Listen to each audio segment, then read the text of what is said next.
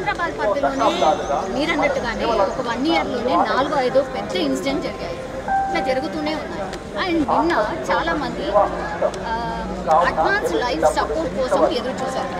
Ambulance అది లేదు. అంత ఇన్సిడెంట్ జరిగినప్పుడు అది ఉండాలి, కానీ అది లేదు. జస్ట్ బేసిక్ లైఫ్ సపోర్ట్ మాత్రమే ఉండదు.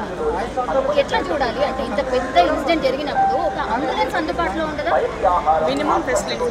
సికింద్రాబాద్ నుంచి గాంధీ ఎన్ని కిలోమీటర్లు?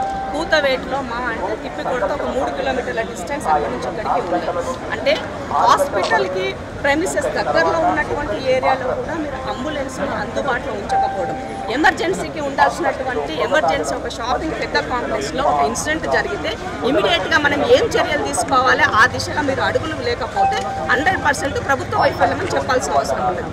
ఇప్పుడు అదే ఏరియాలో మంత్రి తలసాని శ్రీనివాస్ గారు ఉంటారు, ఒక తర్వాత పద్మారావు గారు ఉంటారు. సో మీరు తీసుకున్నటువంటి చర్యలు ఏంటి? ఇవాళ స్వప్నలో కాంప్లెక్స్ అన్నది ఇవాళ ఉన్నటువంటి కాదు, కొన్ని సంవత్సరాల కాలం నుంచి ఉన్నటువంటిది. సో ఇప్పుడు జనాభా పెరుగుతున్నప్పుడు ఆటోమేటిక్గా దానికి తగ్గటువంటి వసతులు ఏర్పాటు చేసిన బాధ్యత ప్రభుత్వాన్ని. ఇక్కడ సేఫ్టీ మెజర్మెంట్ ఉందా లేదా క్రాస్ చెక్ చేయాల్సిన బాధ్యత మీద.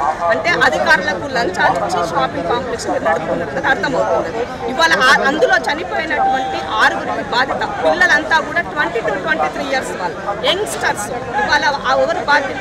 తల్లిదండ్రులు కష్టపడి ఉద్యోగంని, అది కూడా ఆ ఉద్యోగం కూడా లంచంతో ఉద్యోగం వాళ్ళ తెచ్చుకున్నటువంటి దాన్ని ఒక మల్టీ లెవెల్ కంపెనీ లాగా నడిపిస్తున్నటువంటి దాన్ని అటు డబ్బులు పడగొట్టుకుని బిడ్డలను పడగొట్టుకుని వాళ్ళ ఆగమైనటువంటి సిచ్యువేషన్ ఉంటే ఎవరు దీనికి బాధ్యత వహించాలా? ఒక్క సంవత్సర కాలంలోనే 4 ఇన్సిడెంట్లో 29 మంది ప్రాణాలు కోల్పోయిన తర్వాత ఎక్స్గ్రేషియా ప్రకటించి దానికే పరిమితం అవుతుంది ప్రభుత్వము తప్ప ఎక్కడా కూడా ముందస్తుగా చర్యలు లేదన్నది 100% ఈ ప్రభుత్వం ఫెయిల్యూర్ ప్రభుత్వం అనేది అర్థమవుతున్నది. ఇవాళ ఈ కుటుంబాలకి పూర్తి బాధ్యత ప్రభుత్వం వహించాలా.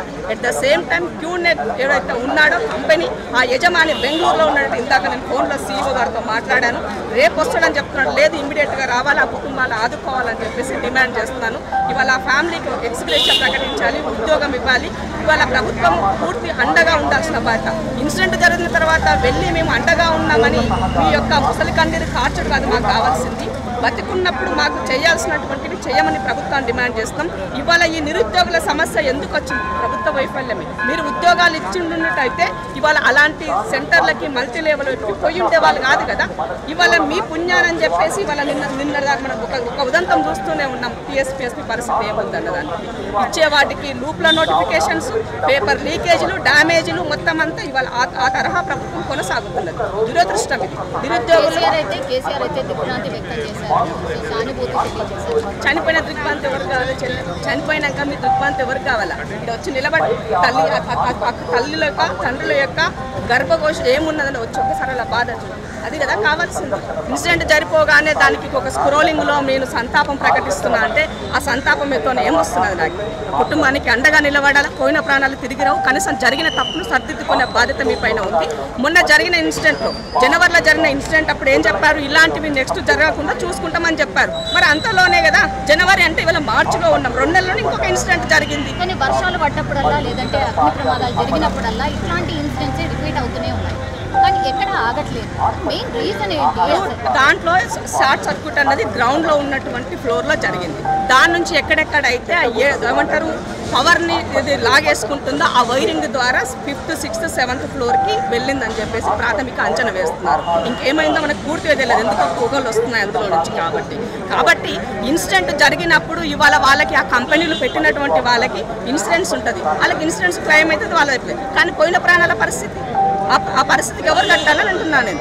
కాబట్టి ఇలాంటి జరిగేటువంటి వాటి పైన ఒక ఆఫీసు పెడుతున్నామంటే పూర్తిగా 100% అది ఏం ఆఫీసు, ఎందుకు పెడుతున్నారు, దీనికి మెజర్మెంట్స్ ఉందా లేదా, ఒక బిల్డింగ్ కట్టేటప్పుడు కూడా దీనికి అన్ని పర్మిషన్లు ఉన్నాయా లేవా చెక్ చేయాల్సిన బాధ్యత ఎవరిది?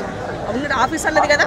మరి మీరు ఆఫీసర్లు తప్పు చేస్తే ఆఫీసర్లు ఎందుకు సస్పెండ్ చేయరు? మీరు కట్టినోన్ని వచ్చి కూలగొడతారు. అది మీరు చేసేటువంటి పని. పర్మిషన్ ఇచ్చేది మీరు, కట్టిన తర్వాత కట్టినోన్ని వచ్చి కూలగొడతారు. ఇదా ఫస్ట్ కదా ఇనిషియల్గా తీసుకోవాల్సిన బాధ్యత అధికారులది కదా, ప్రభుత్వానికి కదా. సో ముమ్మాటికి నిన్న జరిగినటువంటి ఇన్సిడెంట్కు పూర్తి బాధ్యత ప్రభుత్వం వహించాల్సినటువంటి అవసరం.